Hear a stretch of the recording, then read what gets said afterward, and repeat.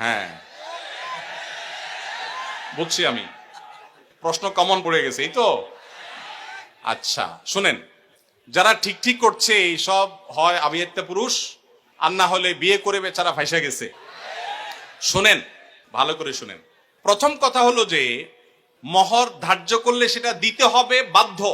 আল্লাহ বলেছেন ওয়াতুন নিসা সাদুকাতিহিন্না নিহলা, তোমরা তোমাদের স্ত্রীদের মহর পরিশোধ করে দাও, এটা তাদের প্রাপ্য অধিকার, এটা দিয়ে দিতে হবে, এটা ক্লিয়ার। তবে সে দেওয়াটা আপনি নগদও দিতে পারেন, পরেও দিতে পারেন। মহর দেওয়া ছাড়া স্ত্রীকে স্পর্শ করা হারাম, এ কথা ভুল। প্রশ্নে যিনি লিখেছেন এটা সঠিক কোনো কথা না। তবে মেয়েরা একটা মাসালা জানে না, যদি মেয়েরা মাসালা জানতো বাসর ঘরে ঝুলে ফেলতো আপনাদেরকে। মাসালাটা হলো, যদি কোনো মেয়ে দাবি করে যে মহর যা ধার্য হয়েছে, আপনি আমার স্বামী, সবই ঠিক আছে, আগে মহর ফেলেন তারপরে সামনে আগান, এটা যদি কোনো মেয়ে বলতে চায়, ইসলাম তাকে সম্পূর্ণ সেই অধিকার দিয়েছে। কিন্তু আমাদের সমাজে মেয়েরা মাসআলা আমার কাছে শোনার পরও বলবে না। এটা কেন বলবে না? কারণ আমাদের সমাজে পুরুষগুলো এমন রাক্ষসের মতো এবং এমন জালিম, এমন অত্যাচারী, বেশিরভাগ, সবার কথা বলছি না, যে এই কথা যদি মেয়ে বলে বাসর রাতে, ঠিক আছে স্বামী সবই ঠিক আছে, আপনার সাথে আমার বিয়ে হয়েছে, সব ঠিক আছে, মহর ধার্য হয়েছে, এটা আমার প্রাপ্য, আল্লাহ কোরআনে বলছেন, অতএব এটা দিয়ে দেন। ছেলে বাসর তুইয়া পালায় দৌড় দিবি, বলবে এই মেয়ে বাসর রাতে এখনই অবস্থা করতেছে, আল্লাহ জানে আমার কোথায় ঝুলায়। ঠিক না বেঠিক? অথচ এটা ঠিক না। সব কথাই তো ঠিক ঠিক বলেন। এ ওয়াজ মাহফিলের একটা সমস্যা হলো, ঠিক হলেও ঠিক, ঠিক না বেঠিক? এটাও ঠিক।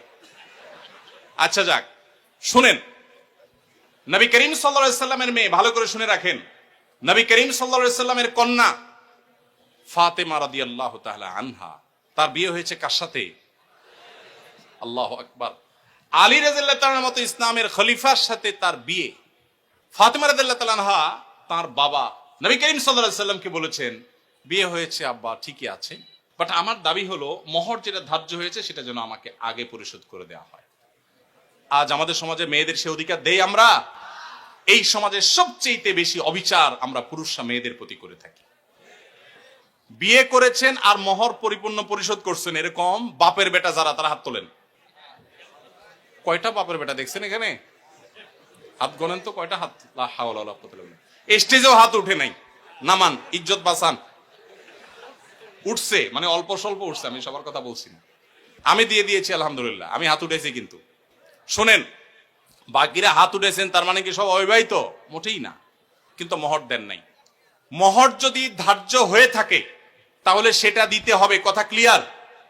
মহর না দিলে স্ত্রীকে সেটা হারাম হবে, হারাম।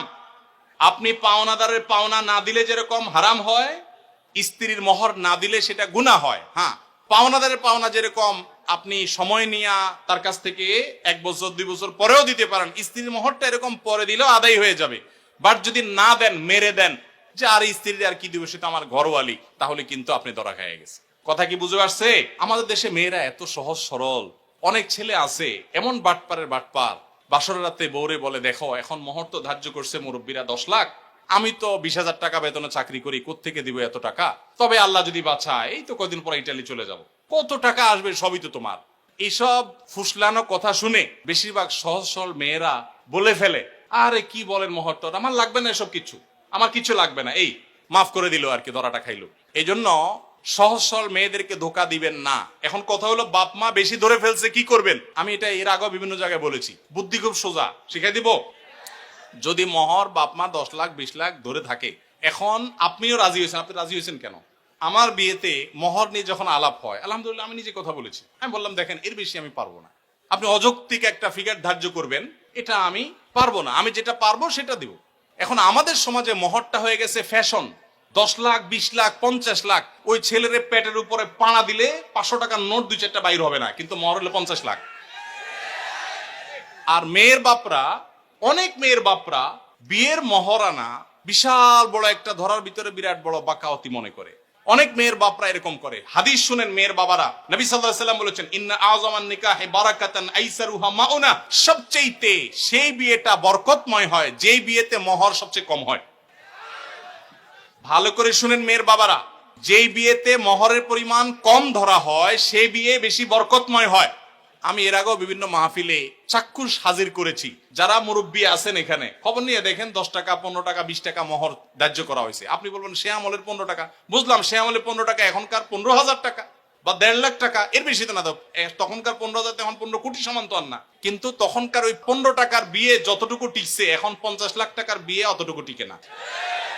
অনেক বাপমা মনে করে এটা বোধহয় বিয়ে টিকানোর একটা উসিলা, এই জন্য যত বেশি ধরবো বিয়ে তত টাইট হবে। না, এগুলো সঠিক কথা না। এটা প্রথম কথা। দ্বিতীয় কথা হলো 15 লাখ 20 লাখ 10 লাখ 50 লাখ বাকাওয়াতি করে জাহির করলেন, আপনার মেয়ে 1 টাকাও পাইল না। মানে কি? যতটুকু ধার্য করা হবে ততটুকু দিতে হবে। এই জন্য ছেলেরা যদি কোনো কারণে মুরব্বীদের কথা ফুসলানিতে পড়ে আপনি রাজি হয়ে থাকেন, রাজি হয়ে গেছেন 20 লাখে সই করে দিয়েছেন, রাজি হয়ে গেছেন, এখন আপনার বাঁচার উপায় আছে একটা, হয় পুরা টাকা আদায় করে দিবেন, আর না হয় বইয়ের কাছে একটা দরখাস্ত লিখবেন। কি লিখবেন?